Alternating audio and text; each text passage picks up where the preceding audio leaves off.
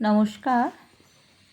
আজ জানব শ্রীরামকৃষ্ণ পার্ষদ ঈশ্বরকোটির মধ্যে অন্যতম, যাকে ঠাকুর বলেছিলেন শ্রীরামচন্দ্রের অংশে অবতীর্ণ হয়েছে নিরঞ্জন, স্বামী নিরঞ্জনানন্দের মহারাজের শুভ জন্মদিনে আজ তারই কথা কিছু জানব।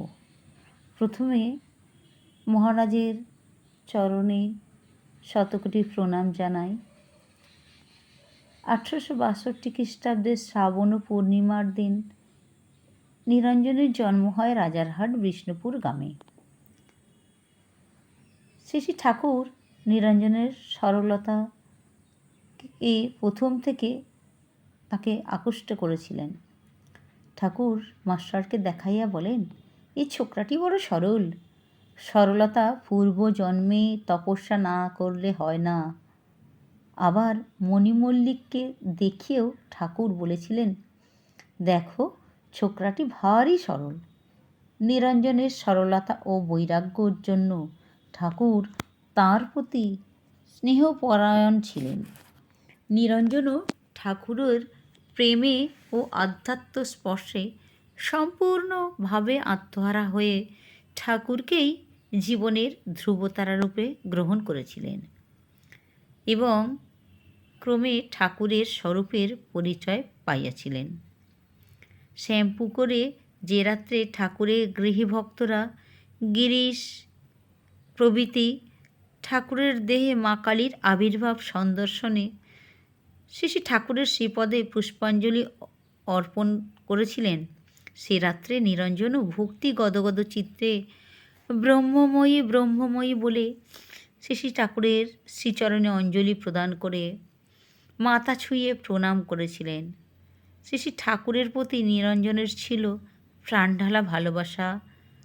দক্ষিণেশ্বর যাতায়াতের সময় ঠাকুর একসময় নিরঞ্জনকে দীক্ষা দিয়েছিলেন।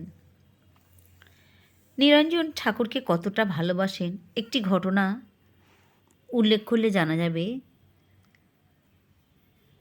একদিন নৌকা করে দক্ষিণেশ্বরে আসার সময় নৌকার যাত্রীরা ঠাকুরের নামে অযথা নিন্দা করছে শুনে নিরঞ্জন তীব্র প্রতিবাদ করেন। নিরঞ্জনের প্রতিবাদ শুনেও যাত্রীরা থামছে না দেখে নিরঞ্জন দু পায়ে দিয়ে নৌকা দোলাতে থাকে, যাতে কিনা নৌকা ডুবে যায়। মতো অবস্থায় যাত্রীরা ভয়ে কম্পহরি। যাত্রীরা হাত জোর করে অনুনয় বিনয় করে প্রার্থনা করলে বলে যে নিন্দা করার ভুল হয়েছে, তবে নিরঞ্জন ছাড়ে। এমনই ছিল তার গুরুভক্তি। পরে ঠাকুর একথা শুনে নিরঞ্জনকে বলেছিলেন, যে ক্রোধকে সংবরণ করতে হয়, ক্রোধ হলো চণ্ডাল। যাত্রীরা না হয় বলেছে, নৌকার দাঁড় মাঝি এরা কি দোষ করেছে? তুই যে ওই দুটো গরিবের ওপর অত্যাচার করছিলিস। সৎ লোকের রাগ জলের দাগের মতো, বেশিক্ষণ দাগ থাকে না। নিরঞ্জনের শরীর ছিল শক্তিশালী বীর ভাবাপন্ন। ঠাকুরের শেষ অসুখের সময় কাশীপুরে নিরঞ্জনের ওপর ভার পড়ল ঠাকুরের দ্বাররক্ষী হয়ে পাহারা দেওয়ার জন্য। বীর নিরঞ্জন ভক্তিতে আর নির্মলতায় বিশ্বজিৎ নিরঞ্জন সে ঠাকুরের দ্বাররক্ষীর কাজ করছেন। দানাকালী তার এক সাহেব বন্ধু নিয়ে হাজির। বললে, ঠাকুরের বিশেষ ভক্ত, অসুখ শুনে দেখতে এসেছে। এক মুহূর্ত দ্বিধা করল না নিরঞ্জন।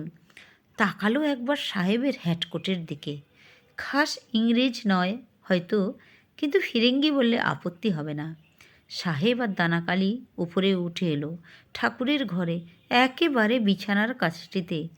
মাথার থেকে হ্যাট খুলে সাহেব বললে, আমি বিনোদিনী, চৈতন্য লীলার বিনোদিনী। বলতে বলতে সে কেঁদে ফেললে। ঠাকুরের রোগক্লিষ্ট মুখ দেখে তার কান্না আরও উথলে উঠল। মেঝেতে বসে পড়ে পায়ের উপরে মাথা রাখলে। কিন্তু ঠাকুরের মুখ আনন্দে উজ্জ্বল হয়ে উঠেছে।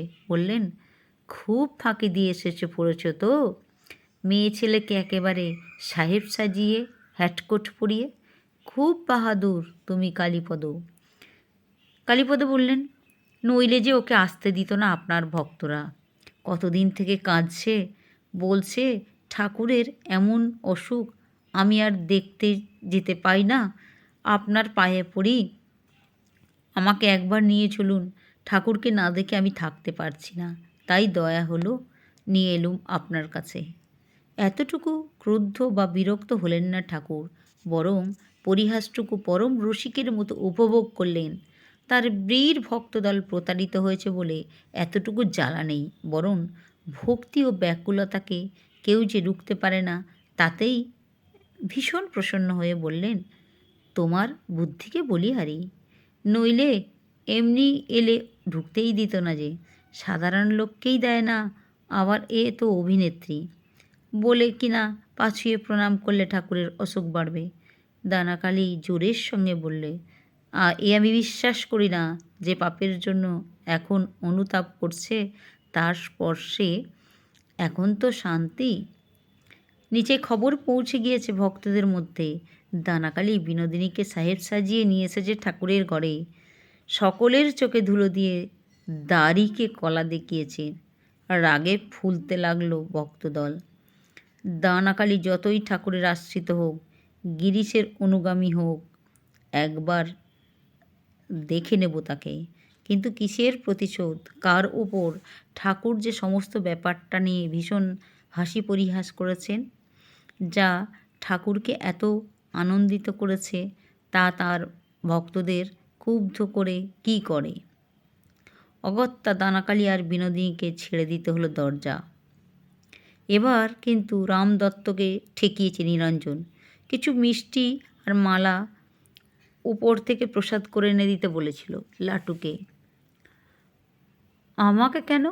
আপনি নিজে যান না, বললেন লাটু। তখন নিরঞ্জন বাধা দিয়ে দিল। লাটু বললে, একে যেতে দাও না, আপনা আপনির মধ্যে এসব নিয়ম কি জারি করতে আছে? নিরঞ্জন তবু অনমনীয়। তখন লাটু ফোঁস করে উঠল, সেবার যখন দানাকালি বিনোদিনীকে সাহেব সাজিয়ে নিয়ে এসেছিল, তখন তো তাকে ছেড়ে দিতে পেরেছিলে, আর আজ এর মতো লোককে ছাড়তে চাইছো না।